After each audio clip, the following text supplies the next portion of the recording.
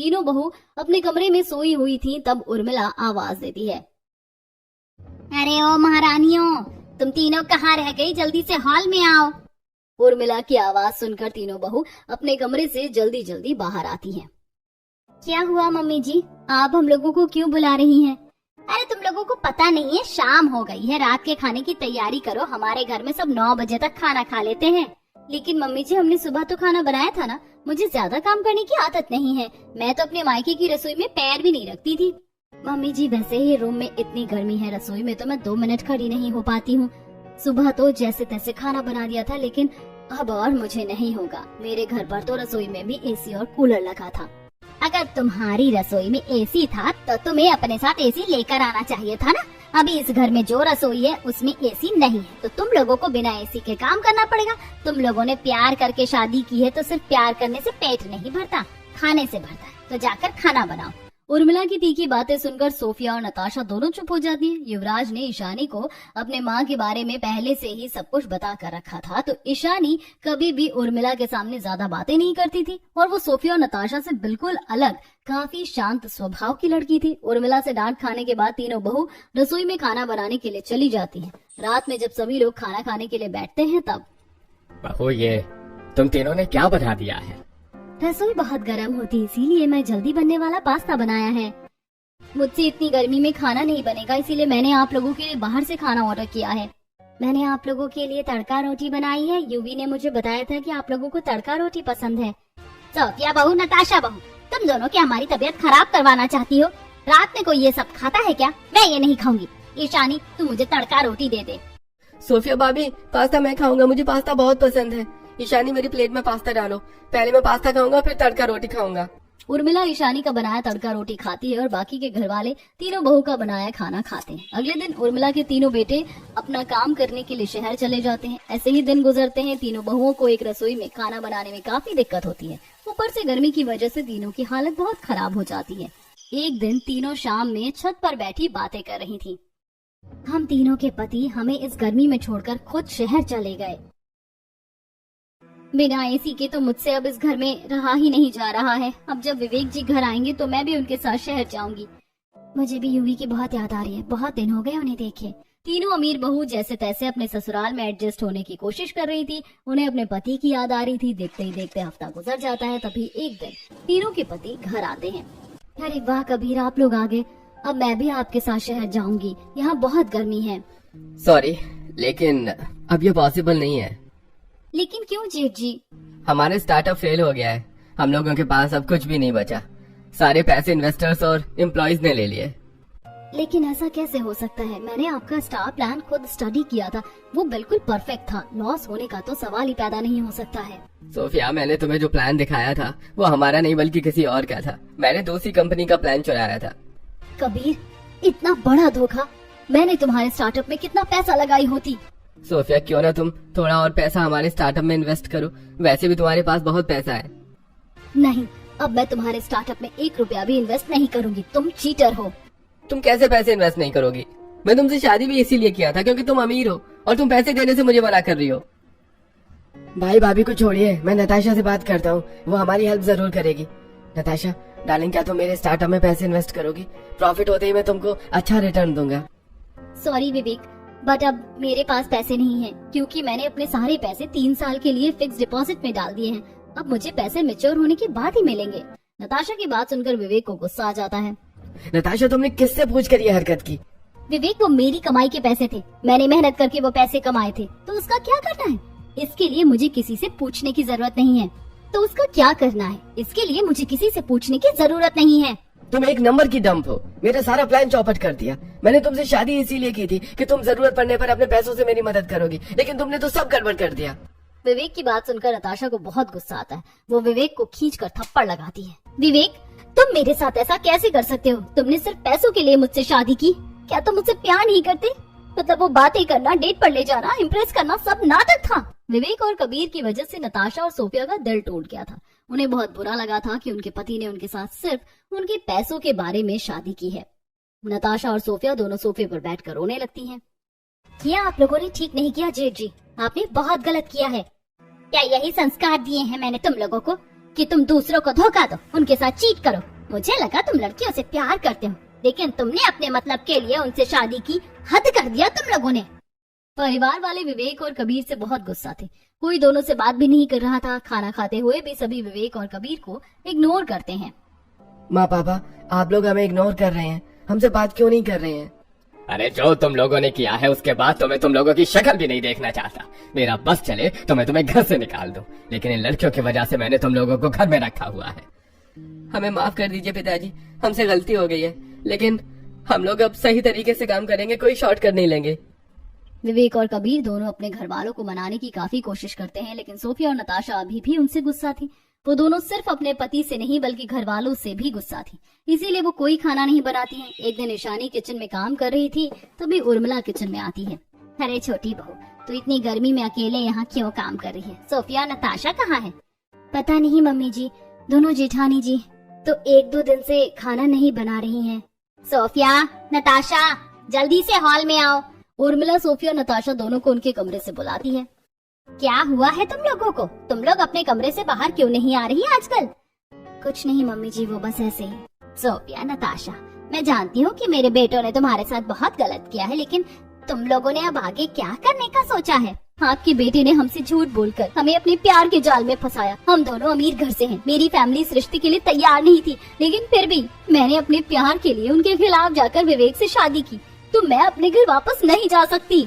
Mummy जी, मेरे daddy मुझे बहुत गुस्सा हैं। वो तो हमारा शक्ल भी नहीं देखना चाहती। अगर उन्हें पता चला कि कबीर ने मुझे धोखा दिया है तो वो कबीर को नहीं छोड़ेंगे, और मैं सच में उससे प्यार करती है, उसे नुकसान पहुंचते नहीं देख सकती।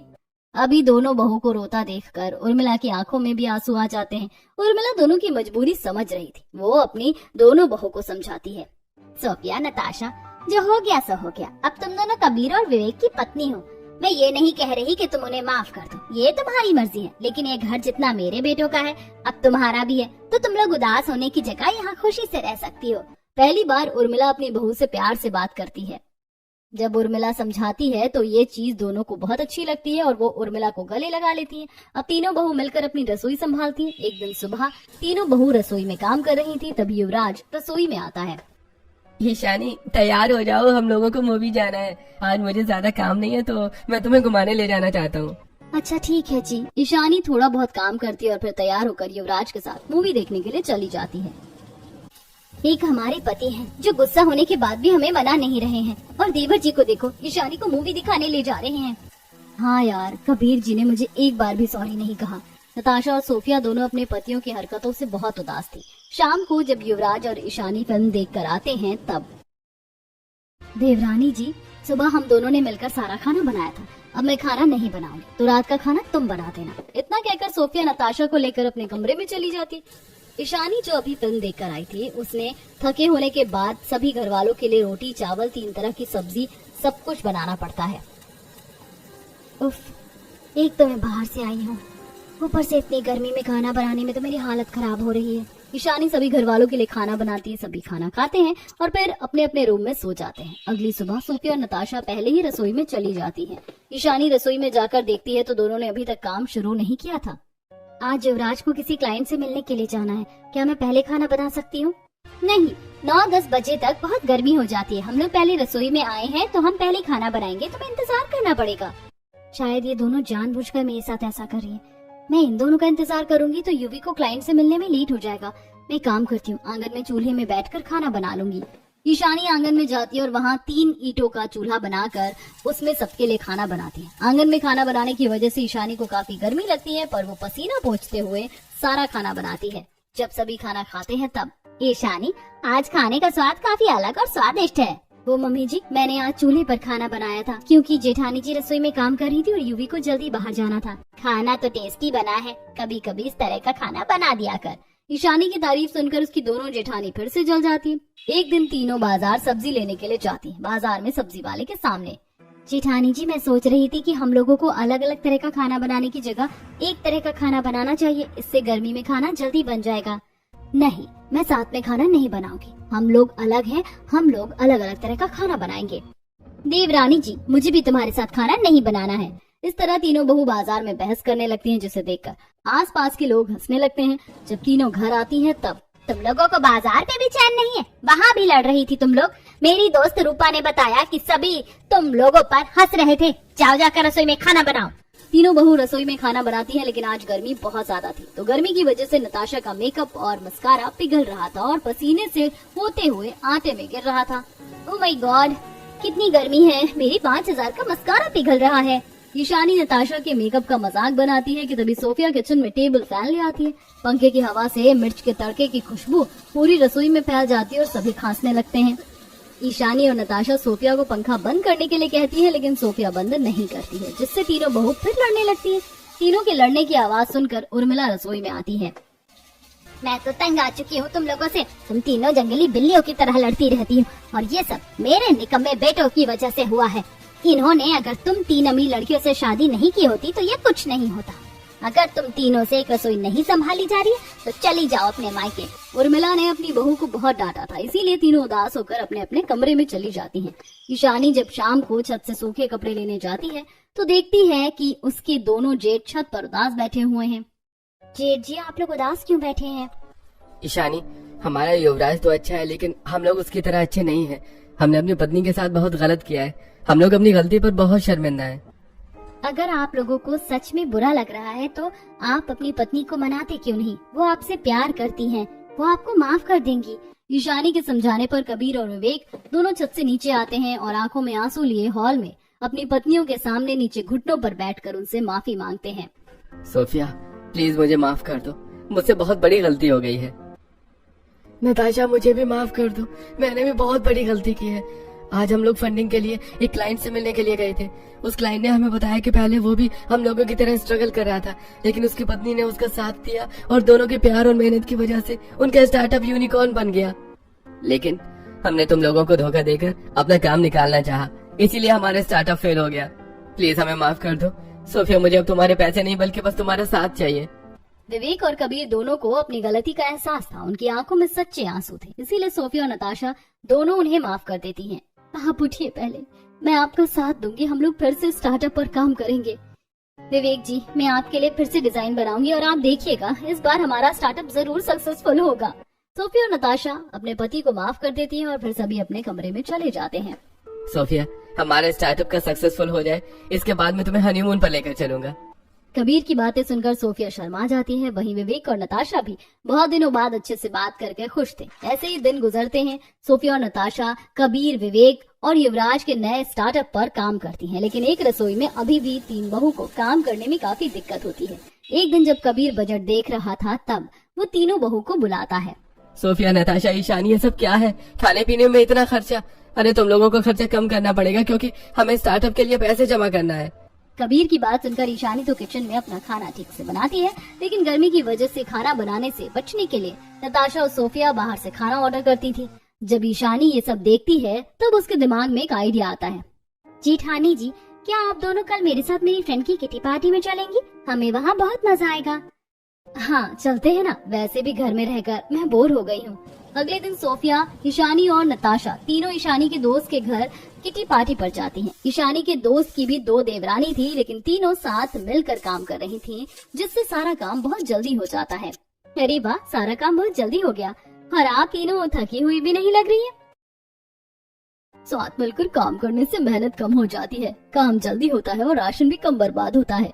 क्या आप तीनों साथ मिलकर काम नहीं करती? मेरी मानिए तो साथ मिलकर काम करके देखिए, तब आपको मेरी बात समझ आएगी। राधा और उसकी दोनों देवरानी को काम करते देखकर सोफिया और नताशा ईशानी के साथ मिलकर काम करने के लिए तैयार हो जाती हैं। अब तीनों अमीर बहू मिलकर एक रसोई को अच्छे से संभालती है। कोई बर्तन धोती है, कोई खाना बनाती है तो कोई रोटी बना लेती है। तीनों अपने पति का भी उनके काम में पूरा साथ देती हैं, जिससे इस बार तीनों के पति को बिजनेस में बहुत प्रॉफिट होता है। उर्मिला अपने बेटों के सक्सेस से बहुत खुश थी। तुम तीनों को एक रसोई में खाना बनाने में बहुत दिक्कत होती थी ना, तो मैं तुम लोगों के लिए 3 रसोई बना दूंगी और तुम लोग आराम से खाना बना सकती हो। मम्मी जी, वैसे तो हम लोगों को अब एक साथ एक रसोई संभालने की आदत हो गई है, लेकिन आप 3 रसोई बना देंगी तो इमरजेंसी में जल्दी होने पर हम लोग अपनी अपनी रसोई में भी खाना बना सकते हैं। उर्मिला अपनी बहू की बात सुनकर खुश होती है।